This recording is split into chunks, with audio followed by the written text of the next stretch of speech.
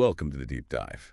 Today we're taking a closer look at the legacy of Deshamanya Don Harold Stassen Jayawardena. Better known as Harry Jayawardena, of course. Exactly. He passed away earlier this year, February 3rd, 2025. A truly, well, towering figure in Sri Lankan business. Absolutely. He transformed himself, didn't he, from a tea trader. Right, into one of the country's most influential industrialists. Forbes consistently had him on their wealthiest list. Quite the journey. So our mission today is really to explore that vast corporate empire he built, the central piece being Melstacorp PLC. Yeah, Melstacorp. That's the big holding company, the hub, you could say. And it connects everything. It really does. The empire spans, critical sectors.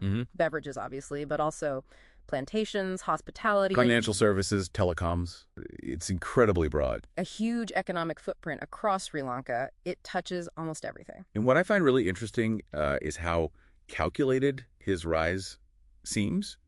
Opportunistic, maybe? Well, you have to be, don't you, to build something on that scale. He started out, as a tea trader, but for the state-owned Consul Expo. Right, the government export agency. Think about the insight that it gave him, learning how state-controlled markets actually work. From the inside, learning the rules of the game, as you said. Before he started playing it himself. Which brings us to that pivotal moment, his move into the private sector. Founding Stassen Exports. 1977. Exactly. And the timing.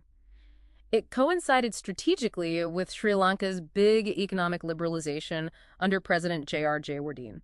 That can't have been just luck, surely. Unlikely. It suggests he had this, uncanny ability to see which way the wind was blowing economically. And position himself right at the front of that liberalizing market, turning policy changes into opportunity. Precisely. And he wasn't afraid of making big, bold moves either. High stakes. No, definitely not. Like the Hatton National Bank stake in '88. A major bank. Yeah. But the really defining moment, I think, was Distilleries Company of Sri Lanka, DCSL. Oh, absolutely. Getting that controlling interest in 1992. That wasn't just a big deal. It was, the largest transaction in Colombo Stock Exchange history at the time. It was huge. And under him, DCSL even got recognized by Forbes, one of the best managed companies outside the U.S. That says a lot. It's a testament to his vision, transforming these companies. It really is. That aggressive strategy, especially at DCSL, it was like a masterclass in consolidating power during periods of change. And the impact is just immense, isn't it? The economic influence? Oh, enormous.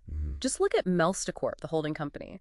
In fiscal 23, they contributed, 87 billion rupees in taxes. 87 billion. That's staggering. It really underscores its role in national finances and employment, too. Right. The jobs. Melstacorp reported around 21,000 employees. And Aitken Spence, another key part of the group. Over 13,000 people there in 2023. So you're talking tens of thousands of livelihoods. It shows how foundational these companies are to the Sri Lankan economy. These numbers just paint such a vivid picture. Huge economic influence. So stepping back, what is this trajectory, this empire building? What does it reveal for you listening? Well, I think it's a shortcut, isn't it?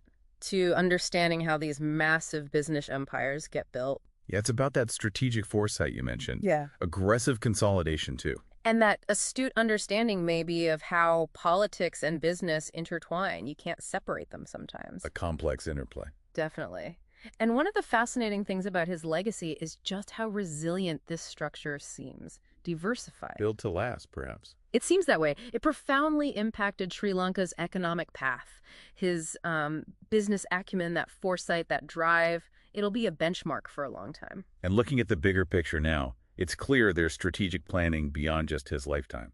Succession planning. Absolutely. You see his children like Deshamanya S. Jayawardena and Stassen Jayawardena taking up key leadership roles now.